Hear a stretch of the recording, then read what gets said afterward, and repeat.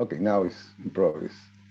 Sí, buenas noches. Estamos ahora en vivo con una grabación relacionada con el Día de la Tierra, que fue fundada hace 53 años en Washington, D.C. Y hemos seleccionado en esta oportunidad, el Día de la Tierra es el día 22 de abril. En esta oportunidad hemos seleccionado a personajes de la región de América Latina, que son pues decisivos en todo lo que es el cambio climático, el sistema económico y su desarrollo económico y su vinculación con el aparato productivo. El CELA, del cual el embajador Indara es el secretario permanente, es un sistema económico, es un organismo internacional, intergubernamental regional, que está con sede en Caracas, Venezuela, y integra 25 países de América Latina y el Caribe. Está dirigido a promover un sistema de consulta y coordinación en posiciones y estrategias comunes de América Latina, ¿no? Esa es la importancia, ¿no? Con grupos de naciones, foros y organismos. Entre los temas importantísimos que tratan es el CELAC, la cooperación sur-sur, el directorio de organismos de América Latina, observatorio de migraciones y CELA Pymes, que son las pequeñas medianas industrias, puertos digitales y colaborativos. El embajador es un personaje de una gran experiencia diplomática profesional, licenciado en Derecho de la Universidad Mayor de San Andrés, magíster en negociaciones internacionales, y también graduado en Derecho Internacional en la Universidad Autónoma de Madrid. Actualmente es candidato a doctorados de Derecho Internacional. También vemos ha tenido varios cargos diplomáticos. Para nosotros también felicitamos mucho, ¿cómo se llama? Un docente, ¿no? En educación. Es un tema muy importante para el mundo ahora, toda la docencia del cambio climático. Señor embajador, entonces, bienvenido acá.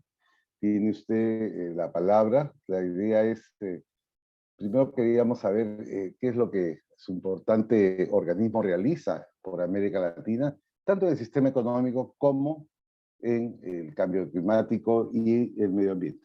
Bienvenido, embajador. Te agradezco mucho, Rodolfo, por el espacio.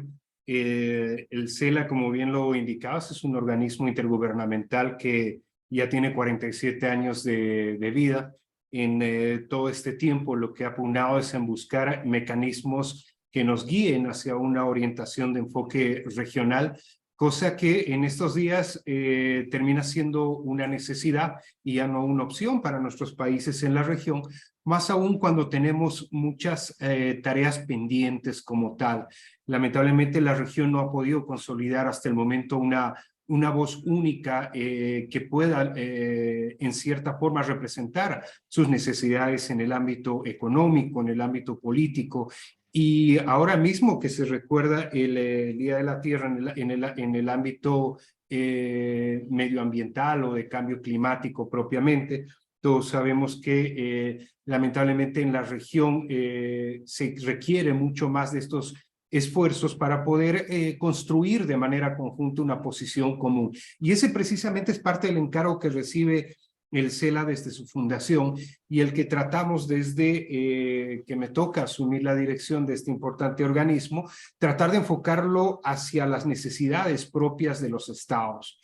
Una de las prácticas que pareciera muy sencilla, pero que tiene un grado de complejidad, tiene que ver específicamente con preguntarle a los países qué parte de su agenda de desarrollo sostenible o desarrollo productivo y sostenible está siendo atendida por su agenda nacional y en cuál cree que se puede contribuir a través de organismos internacionales en la propia región.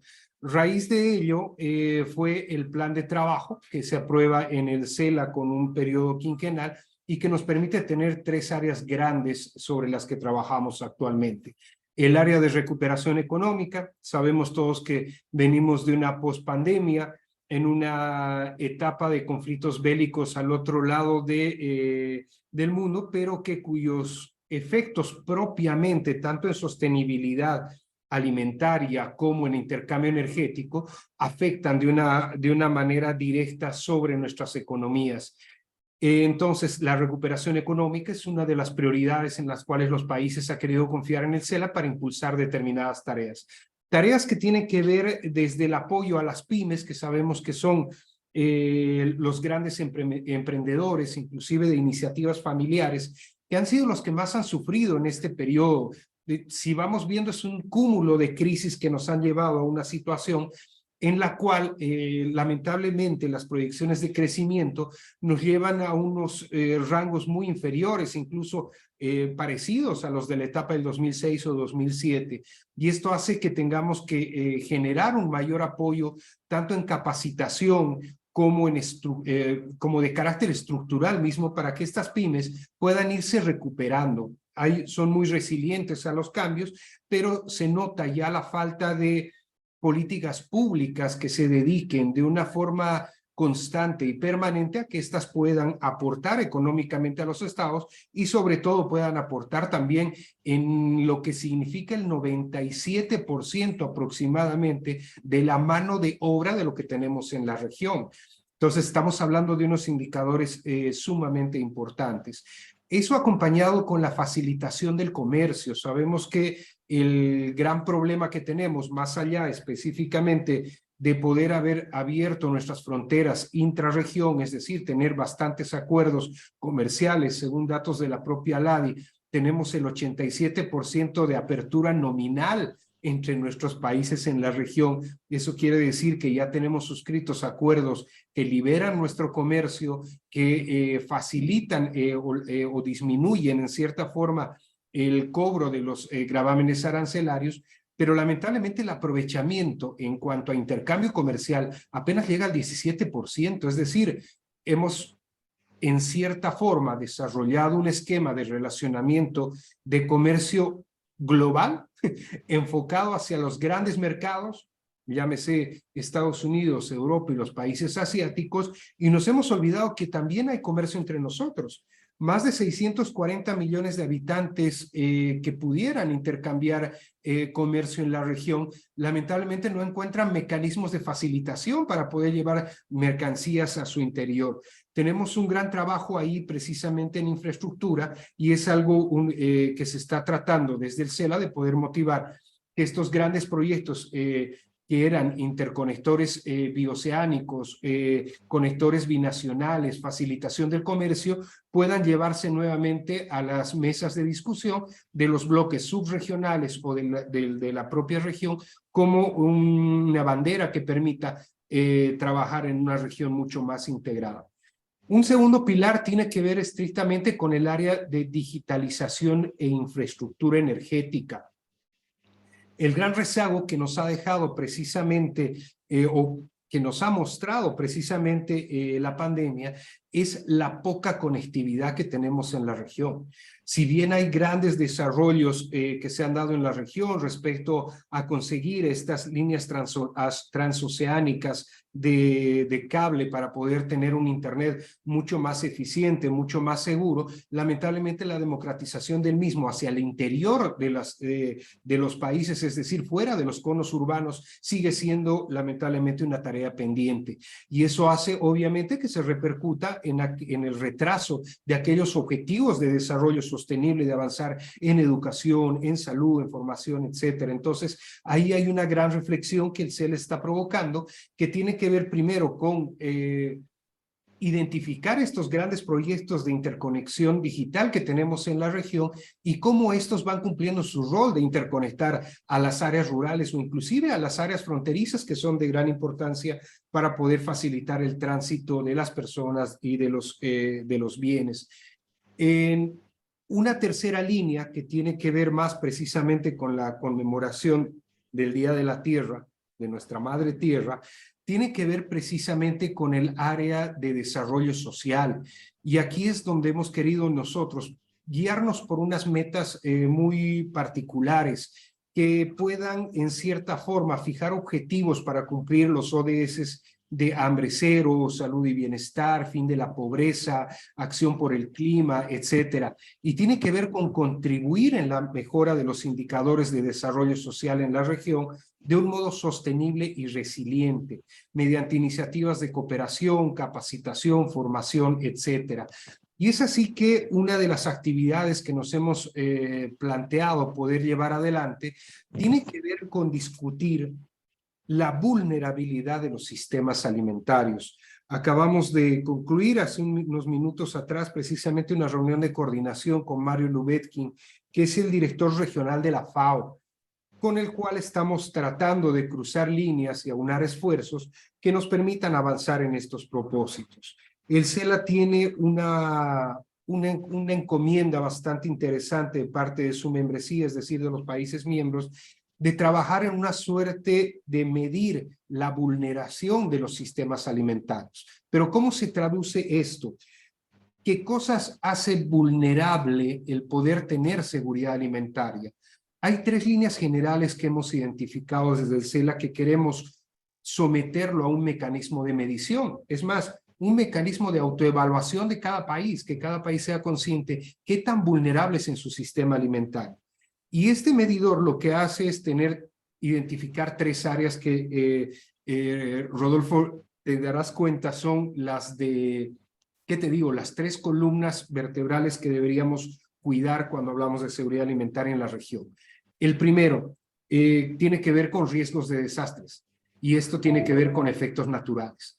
Tenemos países que lamentablemente en cuanto sufren alguno de estos eventos climatológicos se quedan sin alimentación, tienen incapacidad en algunos casos de recuperar inmediatamente sus mecanismos de siembra, de reemplazo inmediato de hatos ganaderos. Por lo tanto, se van a poner en una vulnerabilidad para poder tener que importar todos sus alimentos. Y ahí precisamente viene la segunda columna. La segunda columna que tiene que ver con qué tanto dependen los países de la importación y exportación de los alimentos de consumo. Y ahí te paso un dato que ya es muy conocido en la región. Somos un país o una región, mejor dicho, autosuficientes en materia de seguridad alimentaria. Eso quiere decir que producimos el alimento suficiente para todos los de la región. Es más, producimos como para 3 regiones a la vez, más de 640 millones de habitantes. Pero lamentablemente cuando le haces el zoom en la distribución de estos alimentos, te encuentras específicamente con países que importan más o menos el 80-85% de su canasta básica de seguridad alimentaria. Es decir, que si no tuvieran los recursos para poder comprar los alimentos, verdaderamente tendría una vulnerabilidad alta. Y en muchos de ellos vemos un efecto contrario, termina exportando una gran cantidad de alimentos y tiene deficiencias precisamente en áreas nutricionales cuyos indicadores no los vamos a exponer país por país, pero que son ya muy notables en esta época. Y una tercera línea que tiene que ver específicamente con las enfermedades en plantas, enfermedades y plagas en plantas y animales, que sabemos que es una gran amenaza. En cierto momento ha terminado específicamente con áreas de plantaciones que han tenido que ser totalmente destruidas porque se han visto afectadas por alguna enfermedad o alguna plaga que amenaza específicamente el equilibrio soberano, digamos, de seguridad alimentaria a cada uno de los países. Entonces, bajo estos 3 ámbitos es donde el CELA pretende trabajar en un mecanismo que te permita identificar claramente cómo cada una de estas áreas podría volverte vulnerable hacia la seguridad alimentaria. Esa es una de las grandes apuestas que tenemos para poder desarrollar durante este año. Tenemos otros trabajos muy interesantes también que lo que hacen es tratar de entrar en una conciencia de lo que denominamos la economía circular. Esto que pareciera ser muy retórico, muy repetitivo, pero que a través de una práctica con el apoyo del BID hemos ido profundizando en cada uno de los países. Y esto permitirá en que las políticas públicas tengan un distinto orden de prioridades a partir de una conciencia de que se tiene que cuidar mejor el medio ambiente y que esto se puede lograr a través de una transformación. No estamos hablando de una transformación productiva necesariamente que implique millones de dólares en su inversión, sino un cambio de actitud respecto a las políticas públicas en cuanto a la administración de los recursos de día a día y sobre todo de la utilización de aquellos mecanismos que te permitan en cierta forma circular, si no es en el mismo país, en la propia región, en la renovación de aquella industria que causa tanta chatarra en cierta forma, mecanismos tecnológicos que son desechados a la brevedad, aquel intercambio industrial específicamente de maquinaria que tiene un cierto grado de retraso y termina exportándose como chatarra otra vez hacia las grandes fábricas mundiales e importadas con alguna modificación nuevamente, teniendo en cuenta que estas podrían ser circuladas en la propia región si es que tuviéramos un mecanismo de cooperación de ese nivel. Entonces, bajo estos marcos, lo que hemos ido nosotros trabajando desde el CELA van en un aporte hacia los objetivos de desarrollo sostenible y por ende hacia la sostenibilidad que busca nuestro planeta. Cierro ahí con este primer bloque de temas, Rodolfo, para no tener una lluvia de actividades sin que las podamos ir comentando.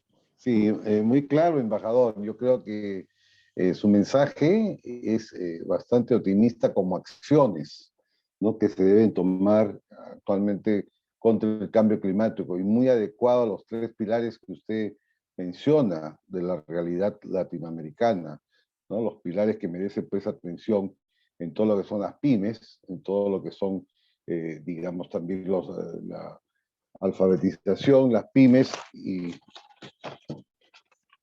la digitalización y también el desarrollo social, tan importante. Y veo pues que también el CELA, el papel del CELA es justamente, como usted menciona, unificar una voz, sobre todo en esta época post-pandemia, y con una guerra pues, digamos, en Europa y en el Medio Oriente, y una sucesión pues de epidemias, son los tres, los jinetes. Siempre los desastres de la humanidad han sido pues las guerras, las epidemias, ¿no?, y las hambrunas. Y veo pues que en el CELA están tomando un curso de acción directa en esos tres temas. También muy acertado lo de la necesidad de la prevención de riesgos.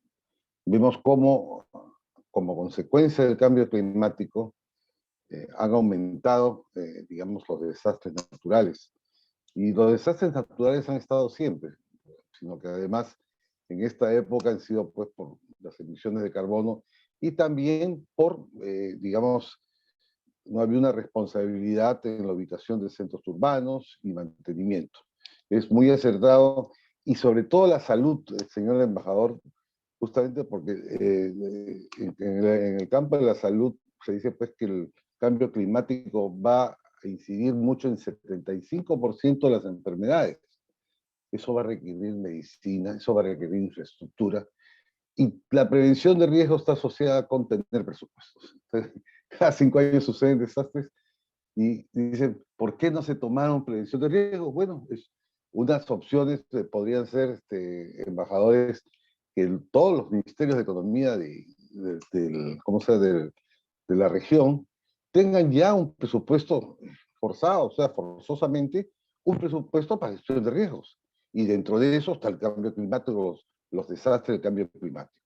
En el campo de la educación, embajador, que usted también, entre otras, además de todas las grandes realizaciones que tiene, es docente, ¿no?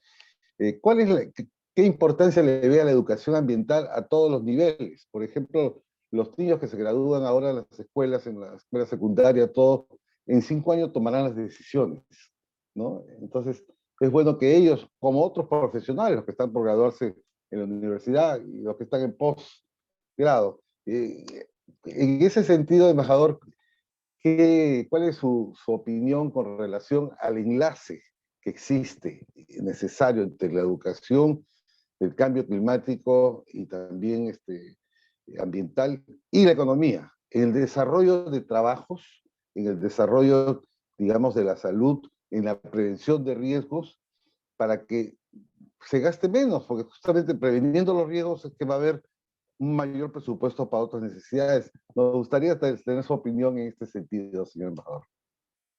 Con todo gusto, Rodolfo.